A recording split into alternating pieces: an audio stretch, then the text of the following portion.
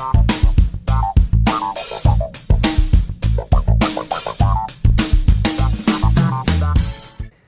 and welcome to Gaston Spotlight. I'm Mary Grace Douthit. It's the time of year where students are searching for internships and starting to look for jobs after graduation. We all know this can be a daunting task, but we have an expert here to guide us with our search. Joining us today is Joy Morrow from the Work-Based Learning Department here at the college. Welcome, Joy. So, how can we find internships as students? Well, with internships, the first thing is to just stay organized. You need to make a list of potential companies that you want to work. Go on their websites, go directly to their websites, find out what type of internship opportunities they have. Some companies will not list internships on their website, so if you can find a name in the HR department so that you can call them directly and just ask, cold call and just call them and ask them what type of opportunities that they would have for interns or for students to gain work experience is always helpful, because a lot of times some companies will not post those opportunities. So it's always good to just start with a list, make that list, contact them directly, go to their websites directly.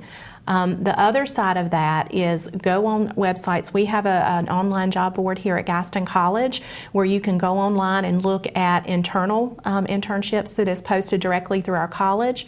Or you can go to the Job Central or the Intern Central, where you can look at jobs and internships throughout the state of North Carolina.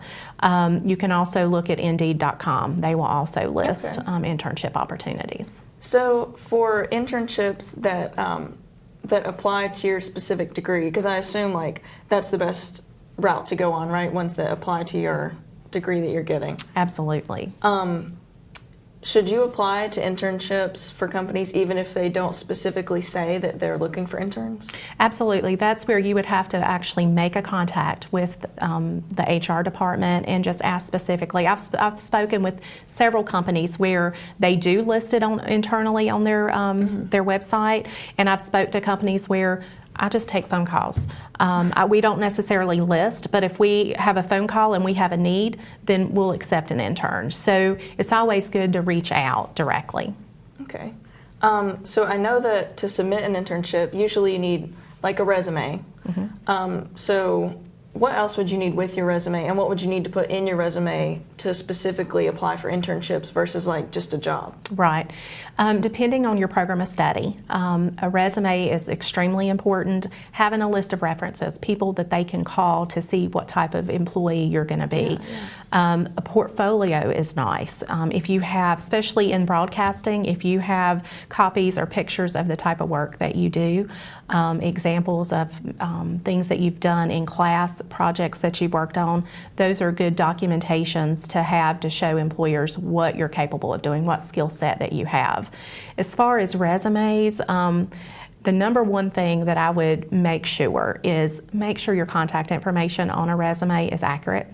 I've had numerous people that, I forgot to change my telephone number. Well, if your number's not accurate, employers can't reach out to you. Right. If your email address is not valid, you're not going to be able to get opportunities. So make sure your information is correct. You're going to want to list your education and what you're going to school for, because that's going to be important in an internship role. Also list any type of courses that's related to the internship that you've taken. Be sure to list that so employers can actually see what coursework that you have taken that is going to be linked to that internship. And then your employment history is always important as well, but I think your education is most important when you're looking at internships. Okay. So with that, what are some common problems you've seen in interns, along with not putting the correct information and stuff? I think a lot of times when interns go into an opportunity and it's an unpaid intern, I've had some students not give it their all because it's not paid. And I think for any type of opportunity, whether it's paid or not paid, you are selling yourself. So when you go in and you are an intern that's unpaid, you still need to work as if you are getting paid. Show up on time. Get the projects completed in a timely fashion. Be the best employee that you can be, because not only are you being an example of what type of employee you're going to be when you graduate, you're also representing the school and the program that you're in. Right. So you want to make sure that you're the best employee, paid or unpaid. So we as students, of course, when we apply for an internship, and if we get it, we want that to turn into a job. Right. So what is the best way to like see that through as an intern? Like, do you have any tips on like how to really lock down that job? Right. Unfortunately, I can't say every opportunity for an internship is going to lead into a job. I wish that I could say 100%. Right. But we have anywhere from 10 to 20% of the work-based learning opportunities that we provide here at Gaston that does turn into full-time employment. What I can say is, when you're going to your job site, be the best employee you can be.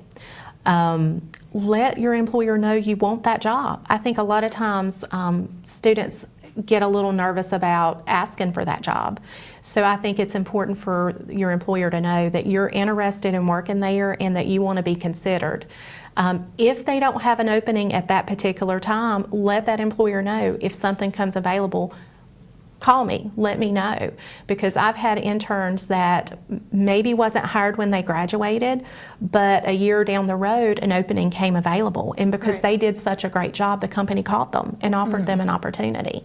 And so I think, again, you have to let them know you're interested and you have to be a good employee.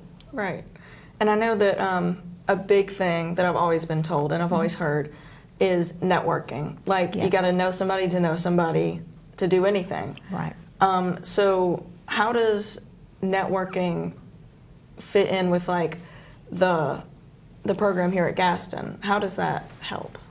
I think with networking, just talking with people, letting them know that you're looking for an internship or that you're looking for a job.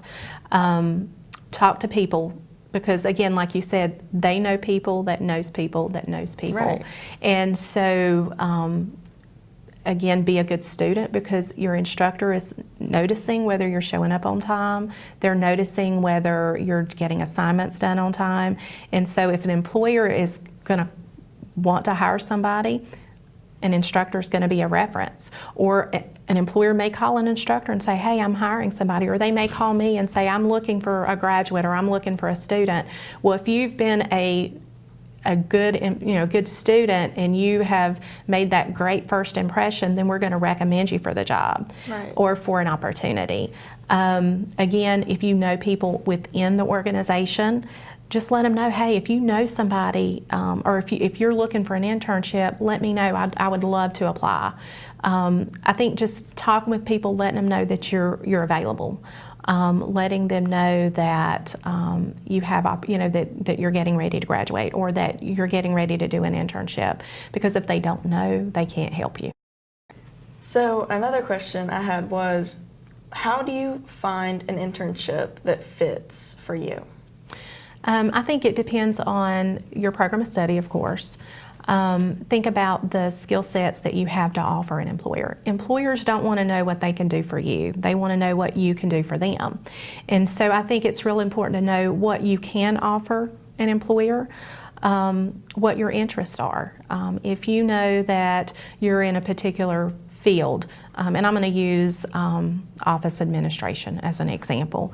There's so many different offices. You can work in finance, you can work in just a receptionist, you can work in doing administrative work. So knowing what your interest is, and then knowing that, then you can sit down and think of companies in your surrounding area to know, okay, I would like to work at Gaston Memorial, or I would like to work at Gaston College, or I would like to work at the school system.